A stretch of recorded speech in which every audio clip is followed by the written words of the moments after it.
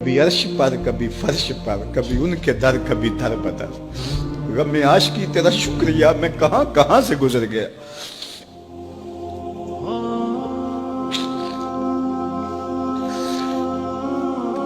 یہ میری خوش قسمتی کہ میں حضور کا امت ساری زندگی اس کا شکریہ ادا کرتا رہوں تو حق شکر ادا۔ ہم حضور کے امتی نبی انتظار کرتے رہے، نبی منتظر رہے۔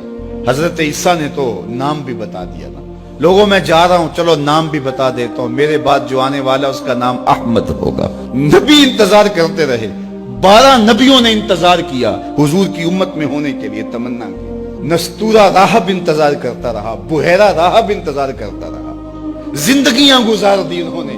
سلمان فارسی کی کہانی سن لو، مجوسی کے بیٹے تھے، حق کی طلب میں نکلے، باپ نے گھر سے نکال دیا، ایک پادری کے پاس جا کے رکے، زندگی بھر اس کی نوکری کی۔ جب اس کا آخری وقت آیا اس نے کہا میری تدفین کے بعد غموریا چلے جانا، وہاں کا پادری خدا رسیدہ ہے، تجھے اس سے کچھ مل جائے گا۔ کہتے میں وہاں سے غموریا آ گیا، پھر اس پادری کی ساری زندگی خدمت کی۔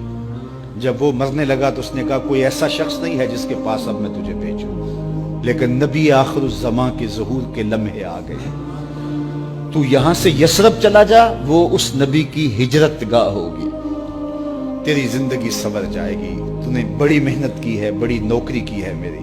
کہتے میں نے اس کو کہا کہیں ایسا نہ ہو میں دھوکہ کھا جو مجھے کوئی نشانی بتا دے۔ اس نے کہا 3 نشانیاں، ایک صدقہ نہیں لے گا، دوسرا ہدیہ رد نہیں کرے گا، تیسرا 2 کندھوں کے درمیان مہر نبوت۔ کہتے میں نے اس کی تدفین کی، یثرب کی جانب جاتے ہوئے ایک قافلے میں شامل ہو گیا، انہوں نے مجھے پکڑ کے اپنا غلام بنا لیا، لیکن میرے پہ مہربانی یہ کی کہ مجھے بیچا جا کے مدینے میں۔ ایک یہودی نے مجھے خرید لیا، میں اس کے باغ میں گوڈی کرتا تھا، کام کرتا تھا، کھجوریں توڑتا تھا، لیکن میں انتظار میں تھا کہ کبھی وہ نبی آخر الزماں آئے تو مجھے دید ہو۔ کہتے ہیں ایک دن میں اپنے باغ میں کھجوریں توڑ رہا تھا کہ ہواؤں میں مستی پیدا ہو گئی اور ہر سمت سے طلع البدر علینا کی صدائیں گونجنے لگی۔ میں سمجھ گیا کہ وہ لمحے آ گئے، میں نے چھلانگ لگا دی اور دوڑ پڑا۔ میرے آقا نے سمجھا شاید غلام بھاگ گیا، اس نے دوڑ کے مجھے پکڑ لیا۔ میں نے اس کو کہا کہ میں نوکر تیرا ہی ہوں، لیکن دل نوکر کسی اور کا ہے، میں بھاگوں گا نہیں، مجھے جانے دے۔ میں کچھ کھجوریں لے گیا تھا صدقے کی نیت سے، جا کے حضور کو پیش کی۔ آقا کریم نے فرمایا ہم نبی صدقہ نہیں لیتے۔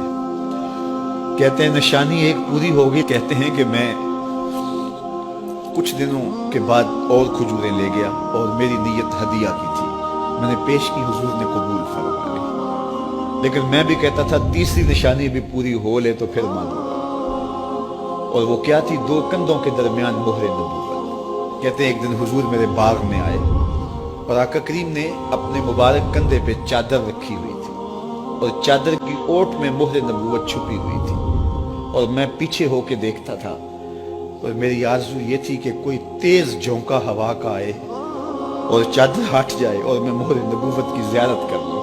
حضور میرے ارادہ قلب سے آگاہ ہوئے، فَأَلْقَى إِلَيَّ رِدَاءَهُ، حضور نے چادر اتار کے میری جانب پھینکی اور پھر ایسے رخ کر کے فرمایا انظر الی ما امرت بہ، اس پادری نے جو بتایا تھا دیکھ لے آ کے۔ تو کہا میں نے دیکھا کہ حضور کے کندھوں کے درمیان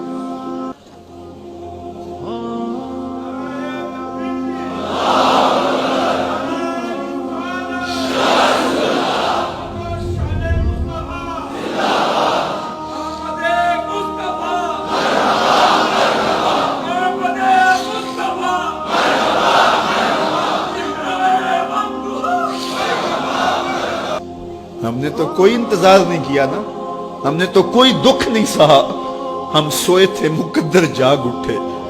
ہمارے والد مسجد سے مولوی صاحب کو بلا لائے، انہوں نے کان میں آ کے کہا مبارک ہو تو حضور کا نوکر بن کے آ رہا۔